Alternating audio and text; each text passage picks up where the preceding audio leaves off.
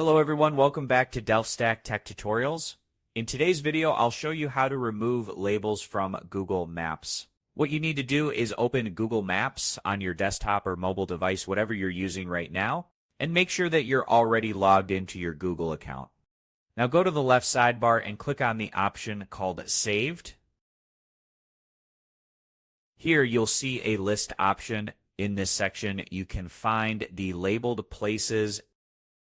Click on it, then select the Home option. Click on the three dots and choose Remove Address.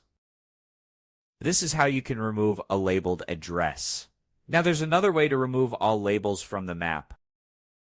To do that, go to Layers, then click on More Options.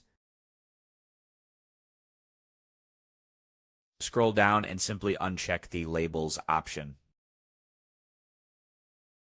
You'll now see that your Google map is clear without any labeling. So this is how you can remove labels from Google Maps. If this video was helpful, make sure to subscribe to our channel and hit the bell icon for more easy tech tutorials. Thank you so much for watching, and I'll see you in the next video.